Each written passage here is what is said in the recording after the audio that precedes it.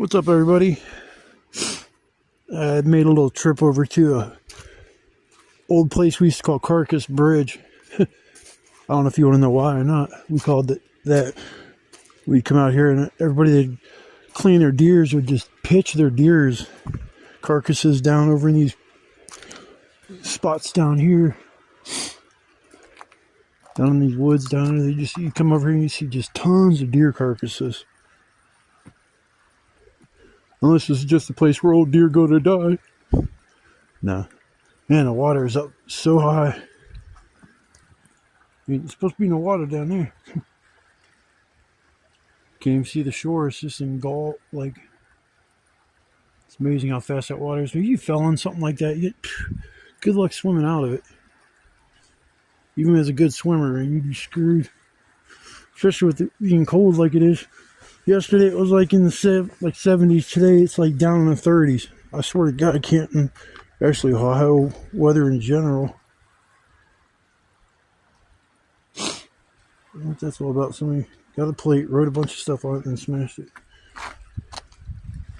I've never went fishing here. It's just been kind of a creepy haunt to go to. I had pictures of this place back in the day, but the old phone I had taken the pictures on, I can't use the memory card from that and any other device with it picking up the pictures. And I don't even know if I have a charge cable to charge that old phone. So it's a bunch of pictures that I have that I can't ever see again. And there were a few out here, so I figured I'd come out and get a little video of it, because video is even better than still pictures. I don't know about walking across this thing. My ability to run and sprint out of the way of a train, those days I think are kind of come and gone.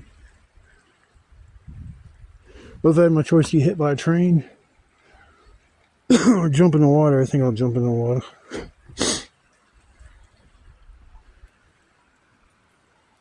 Yeah, we should come out here and just chill.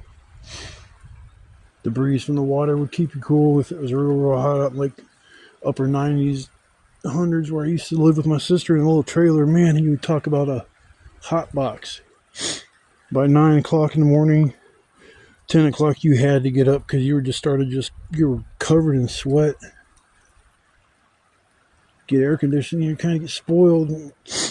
I got a little window air conditioner I use to keep me a little cool in the summertime, but that's about it. Keep one room nice and cool, and the rest they can just stay closed off and be a hot box. I don't know about the fishing out here. This is actually the river I went camping by. This is actually it, but it's just further on up.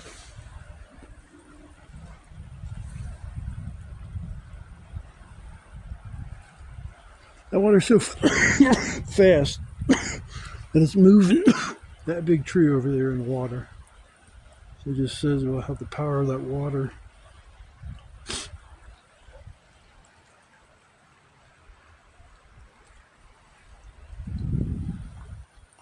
Come out here one of these days and it's real nice, and just park my car and go walking up in them hills. It's all woods. Perfect place for a stealth camp. I just don't have nowhere to park my damn car. That's the issue now, man. There's a bunch of spots to go stealth camping, but to park my car overnight would be kind of iffy. Out there where I was yesterday, I could probably get away with that, but I'd have probably a game warden up my butt at some point. It's one thing about the spot I go to, it's right next to a state park, but the game wardens don't come like just patrolling back there looking for people being bad or doing something illegal. Kinds of equipment over there.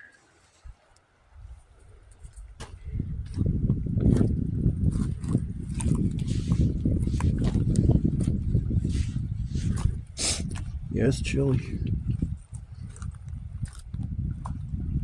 One day you think you're done with the cold weather, and then the next day you wake up and you need your hat and gloves again. Actually, I had shorts on yesterday.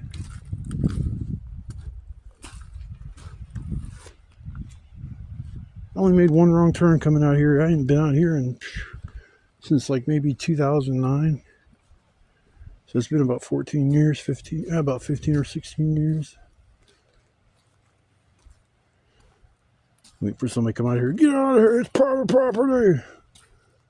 Can't even see over here anything. That's city waste there. All that broken up concrete, it's probably city waste.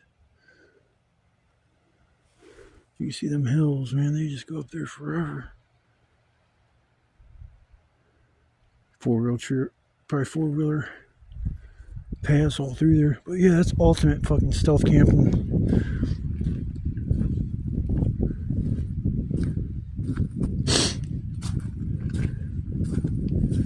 Yeah, it's messed up my sister and I don't get along with her at all.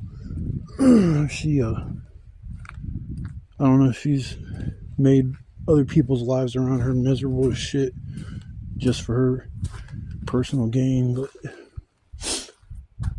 she lives right next to the place where I go camping all the time. I could park my vehicle there. It'd be so easy, and then just carry my stuff in my vehicle the next day instead of still having to take the bus.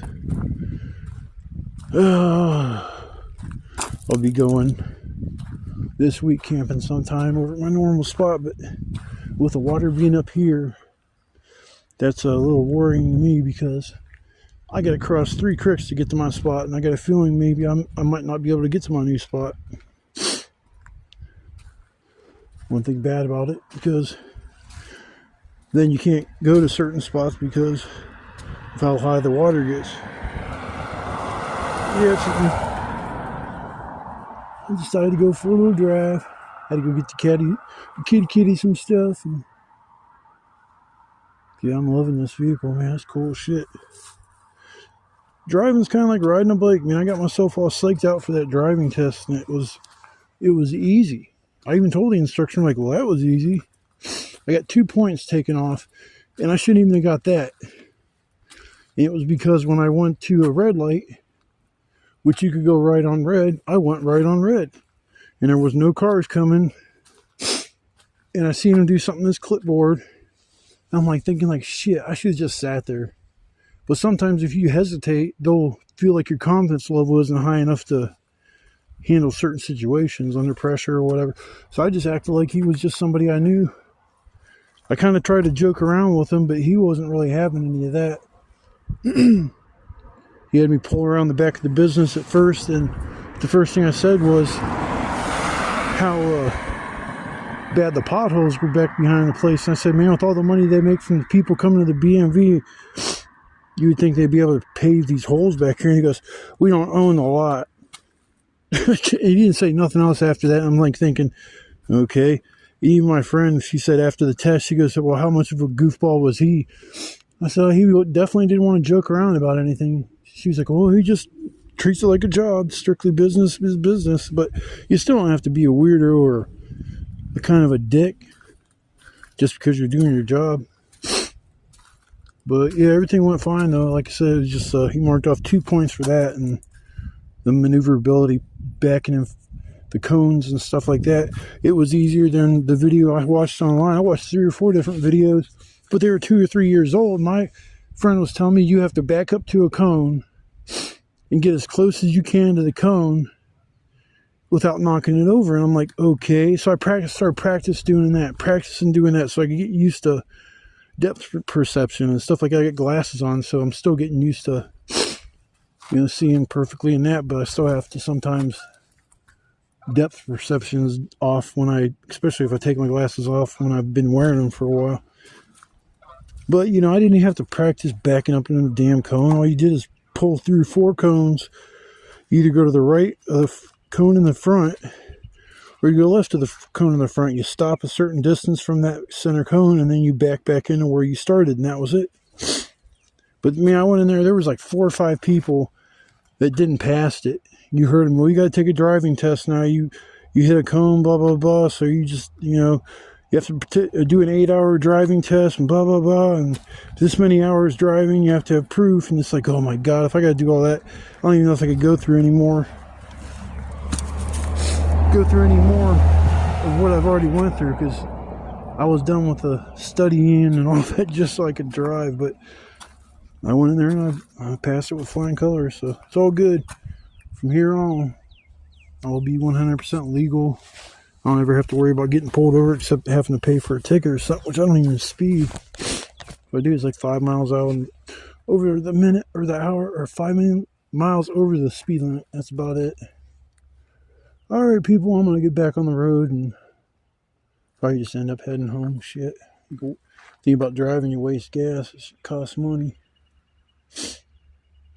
Alright, well, I will see you guys on my next adventures. Hopefully it's soon, and I'm going out camping, and maybe we'll go live after that and see how much fun we can have. So, if you tagged along and watched the video, I appreciate it, and I will see you guys next time.